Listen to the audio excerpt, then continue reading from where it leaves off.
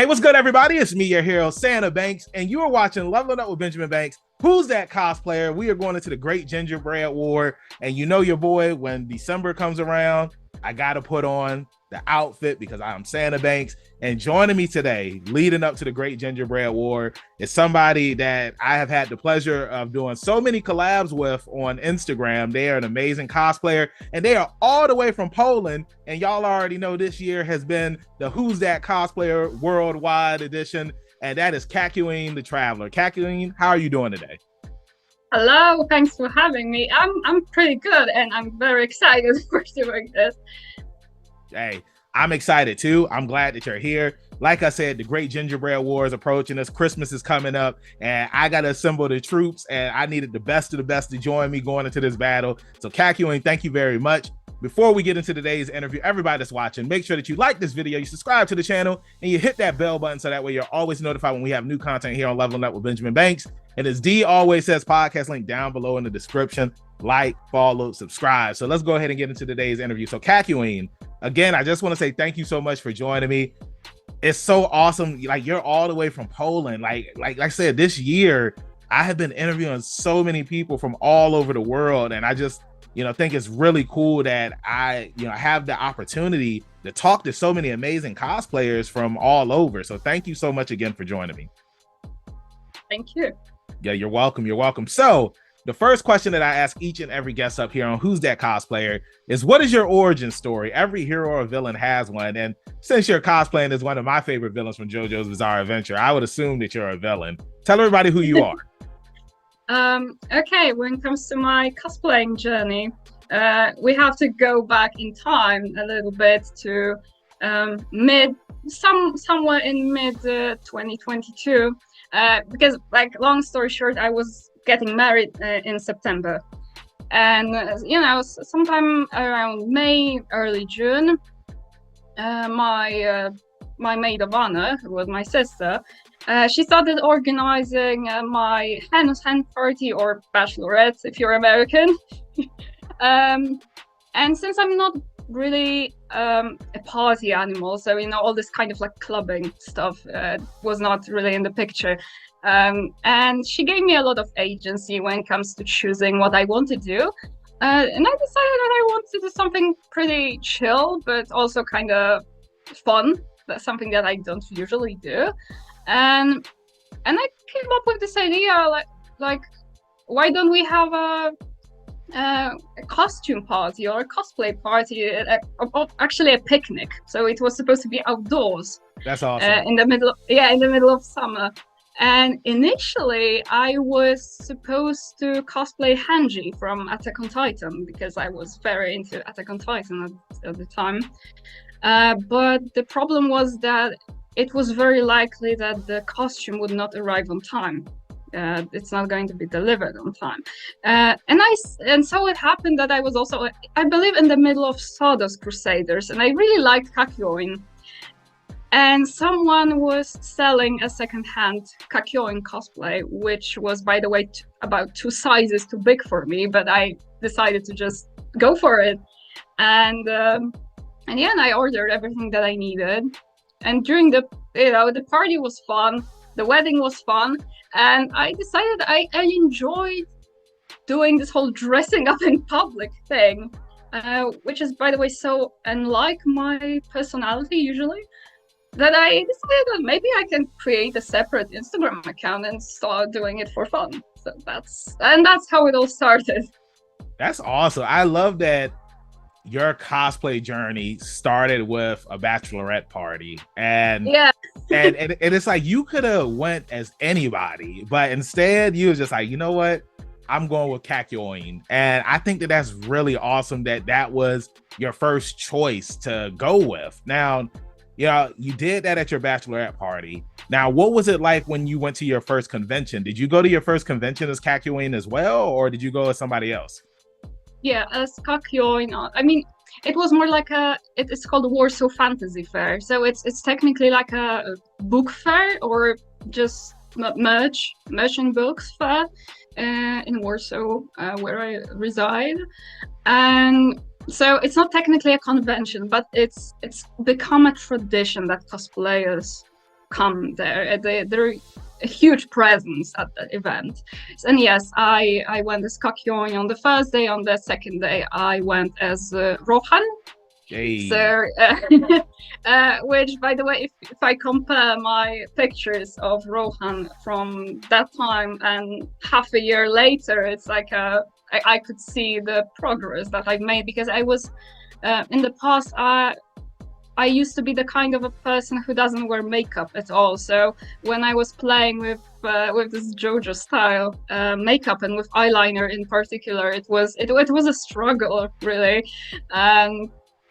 But now I can use eyeliner because of cosplaying, which is kind of funny, because otherwise I would probably never have gotten a motivation to learn using one. Yeah, no, I totally understand where you're coming from. Like, it's like I have never done makeup for any of my JoJo cosplays, but I do makeup for my Kisame from Naruto. And I totally understand where you're coming from, where it's just like I never really did makeup seriously until I started cosplaying. And your makeup skills for the characters that you cosplay as, they are really phenomenal. So you leveled up, you know, especially from where you first started at to where you are right now. It's definitely been journey, especially like you said, that was back in 2022 when you first started, and where you are right now. And so I want to ask you, like, what is the difference between, you know, the con scene over in Poland compared to it over here in America? Oh, that's a tricky one, because I haven't been to many conventions in Poland, actually.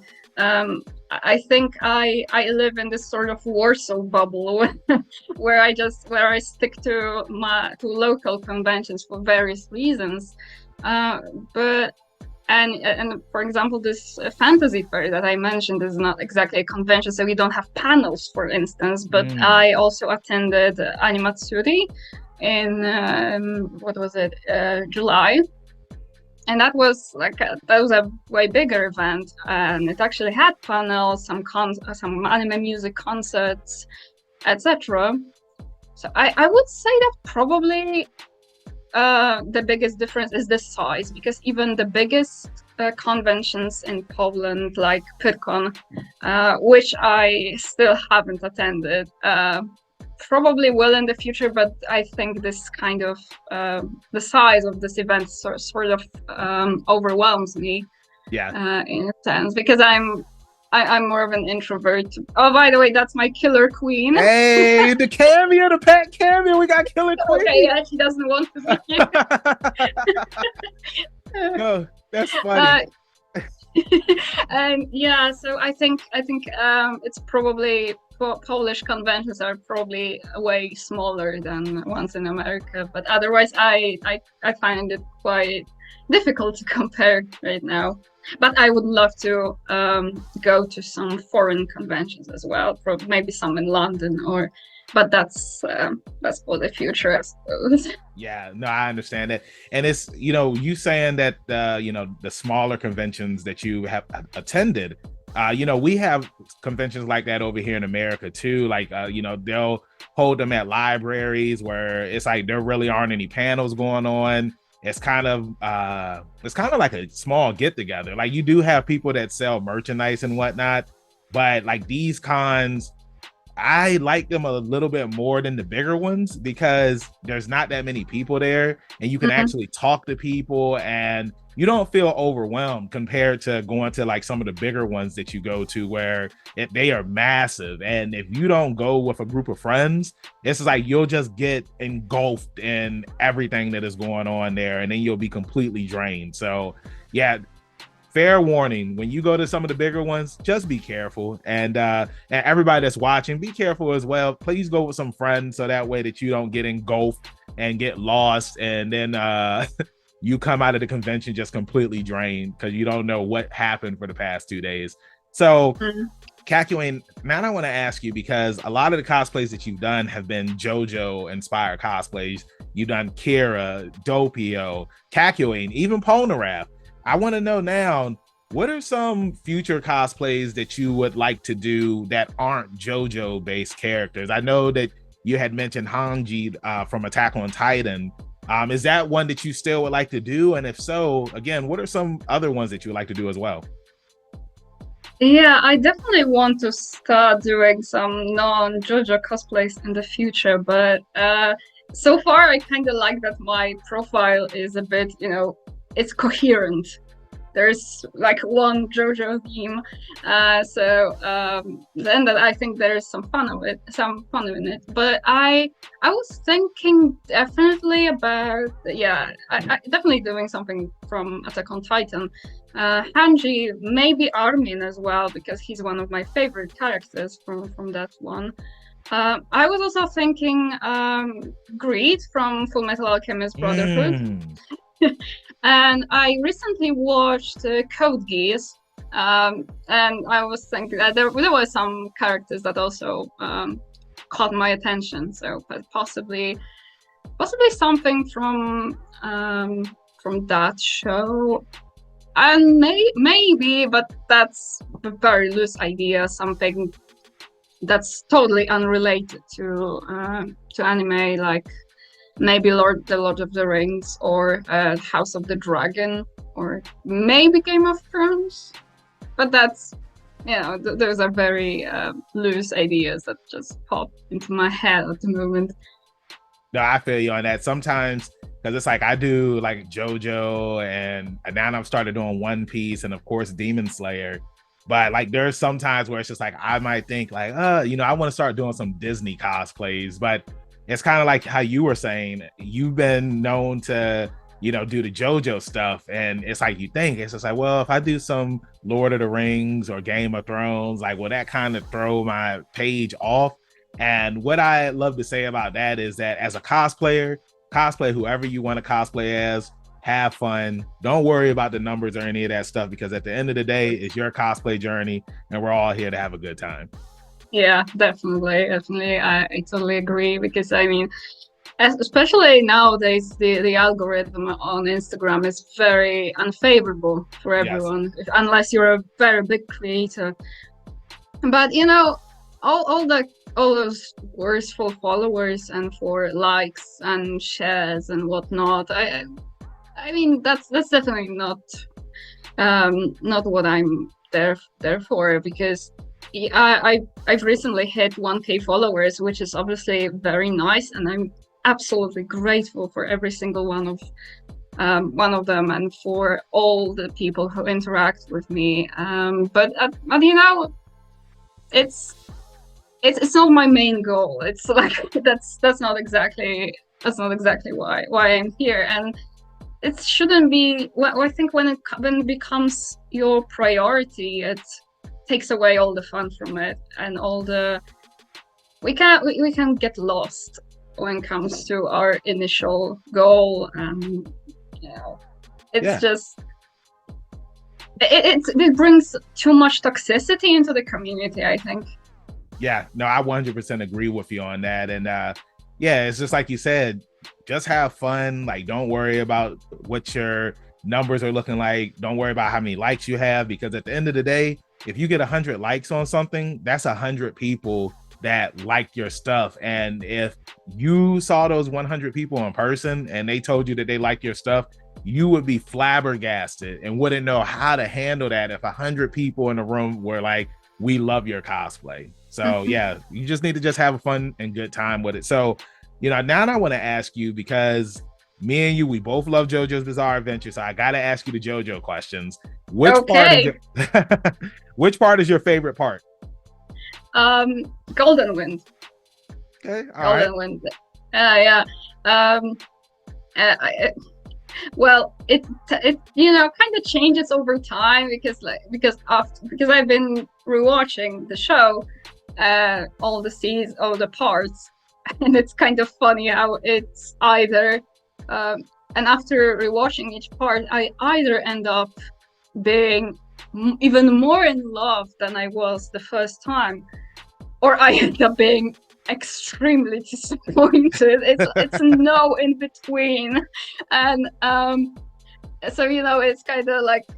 And after watching part 4, which is my second favorite, I was like, okay, this is my favorite so far. and now I'm rewatching Golden Wind, and I'm like, yeah, that's it. But it's kind of interesting because because the first time I started watching it, it was summer. I kind of binge watched all the seasons up to Stone Ocean before September. So like from May to September, I watched all the 5 parts, and I had very high expectations when it comes to part 5 because I was familiar with the Giorno's theme, and like I like the visuals, etc. I know that it's a very hyped part of JoJo's, and I love the beginning, but during the middle part, I actually got kind of disappointed with it. I was having this kind of sad feeling of being maybe a bit overstimulated with JoJo stuff, and I was like, I expected more from you. I expected more from you, Golden Wind. You're disappointing me greatly, and I think it was the Doppio episode when I was like, when something clicked in me, and I was like, okay, wait, hold on, yeah, I like this. And then I think I also have a very soft spot for it because Golden Wind is something that I strongly associate with my wedding as well. I watched it with my current husband, and we finished it literally 2 days before our wedding. So, and I had my Giorno plushie at my wedding, actually. That's awesome. And yeah, and we did a lot of JoJo references through JoJo jokes, and we very spontaneously. I asked, but my husband didn't mind, so so it was a mutual decision. But we asked, I think, a day before the wedding because it was a very small reception, and we had live music.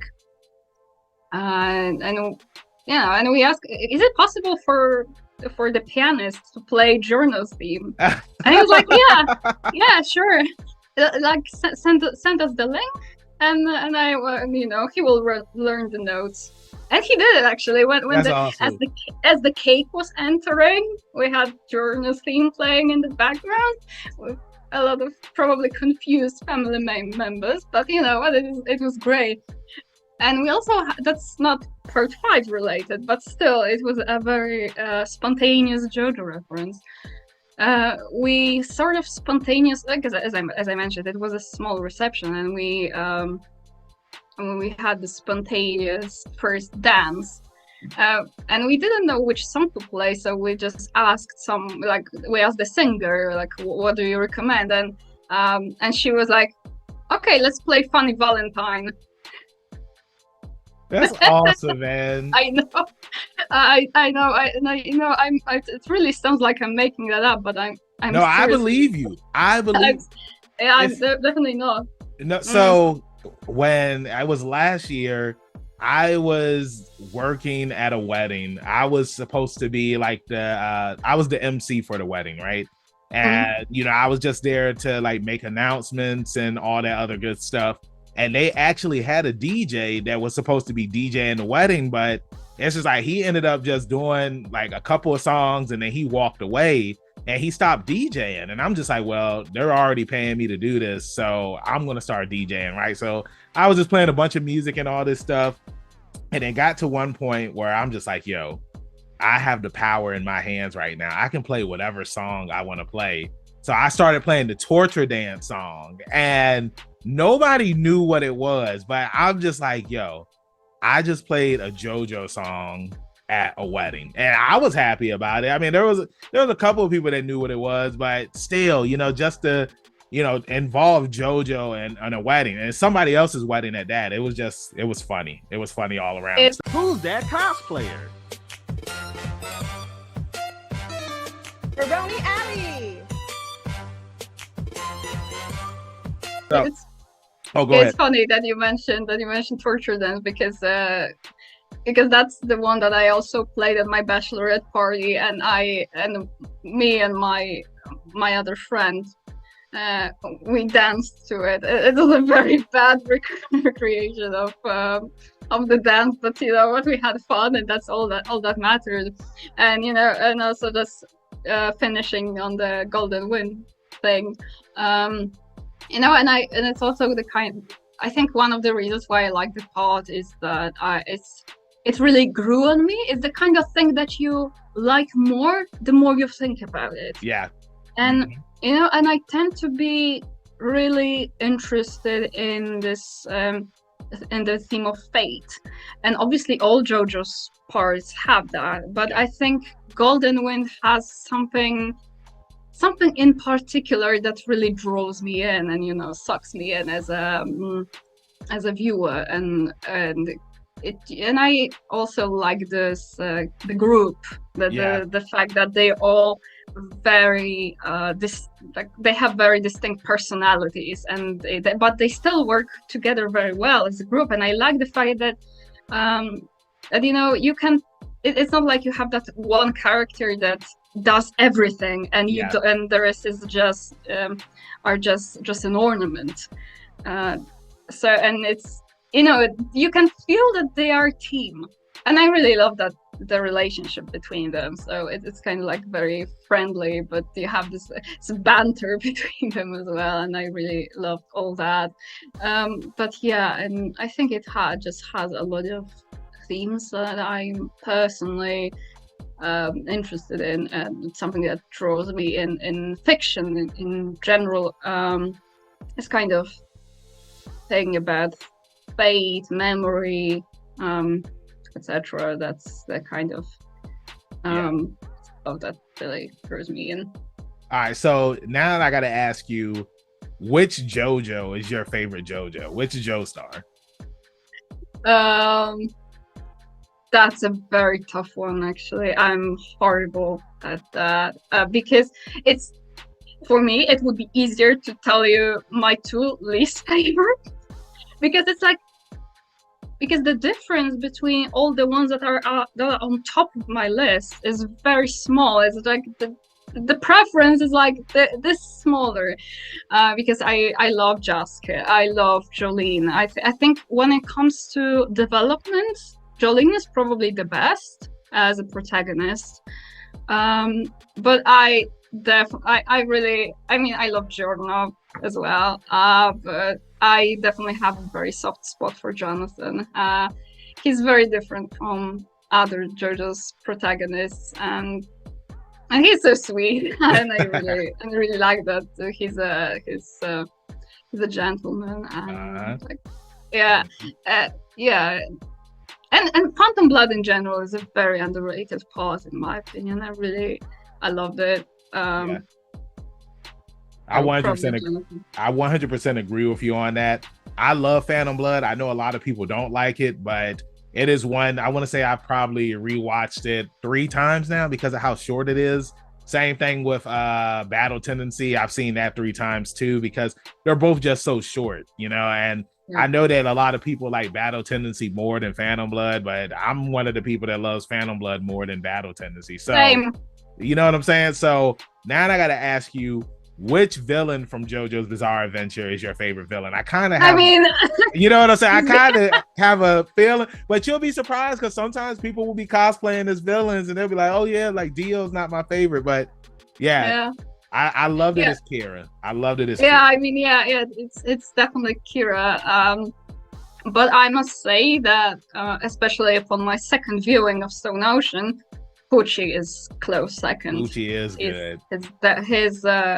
He's incredible as a villain, in my opinion. And you know, when I was rewatching Stone Ocean, I was actually kind of, at one point I wasn't sure anymore whether I prefer Pucci or Kira, but I think Kira wins slightly more, but when it comes to development, the character development, etc., I think Pucci and motivations, which is just as fascinating as him, and a very rounded character, because that's the problem I have with Dio in Stardust Crusaders or with cards. I think They just want to take over the world. That's it. Yeah, That's it. exactly. I think the Dio in Phantom Blood is a bit has some is a bit more fleshed out, and I loved all the context that is given to Dio in Stone Ocean. So I think overall, as a character, he gains a lot from all the paths that he appears in, and probably when it comes to impact on the JoJo universe, I think Dio is possibly the most impactful one. Yes. But again, he's to me personally, he's not as interesting as Kira or as Pucci. And and I have this weird thing with Diavolo because I really wanted him to be my top 3 villains, but I think Doppio is a lot more interesting than Diavolo himself. Yeah. And I still don't know how to feel about Diavolo's design. However, I must say that King Crimson is a pretty cool stand. And I know some people didn't like the design of King Crimson, but I loved it. I love this little head that was, mimicking the expression of the bigger. I agree. So now I want to ask you, this is the final JoJo question. Mm-hmm.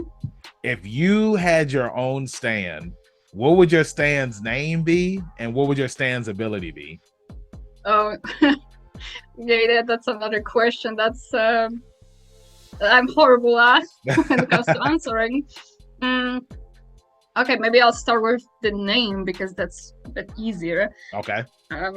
When it comes to something that hasn't been done before, maybe when it comes to the name, maybe I will go for something like The Amazing Devil, because that's one of my favorite bands, and it's pretty obscure, I think. So maybe that one. I don't think that has been done before. No, nobody has used that name before. So or maybe a lesser known Queen song, because I mean Queen songs are definitely appear in JoJo's a lot. That is true. And my favorite song by Queen is Innuendo, so perhaps that one. Okay. Perhaps I will go with that one. So either The Amazing Devil or Innuendo. And when it comes to standability, okay, yeah, that's a tricky one. I was thinking about something sort of similar to Moody Blues, because I found that very compelling, for personal reasons as well, because I'm a historian. Yeah. I graduated from in history, so this kind of thing with delving into the past and digging into the past is definitely something that would work for me. But maybe something that would be more related to memory, not just events itself, not just fact digging, but maybe something memory related. When it comes, it's so embarrassing, because I'm actually kind of like a fiction writer. I mean, fiction writer. So, and I should be more creative, but it's the kind of stuff I really need to sit down and really overthink. Yeah, to come up with something. Yeah, because I know it can be very difficult, and you saying like having an ability similar to Moody Blues. I was also thinking about Donatello. I was thinking about him as well, and his stand. Being able to, bring memories back to life, like from the past and stuff like that. And I think that's an interesting ability to have.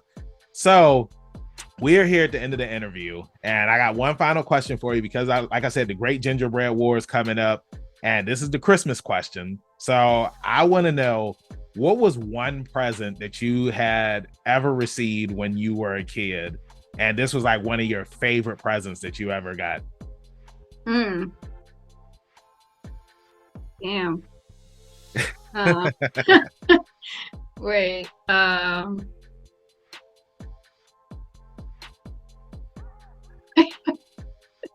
Okay, I actually can't come up with anything at the moment. Wait. God. You can't think like if your parents had got you like a video game system or Mm, like a DVD box set of something.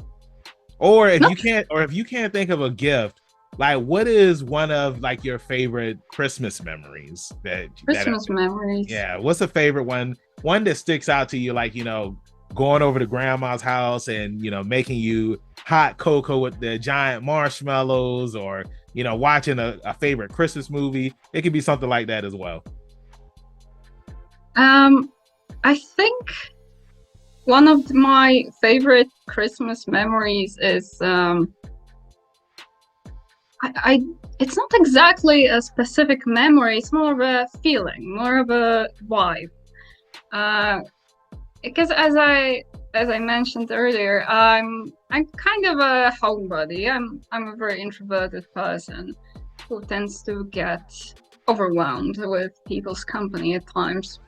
So anytime when I spend Christmas with people that I feel the most comfortable with, and it didn't have to be a big Christmas party. It was just a few, 5 people maybe, and just staying up late preparing something similar. It's sałatka jarzynowa in Polish. It's a bit similar to potato salad, but with more ingredients. But the idea is very similar.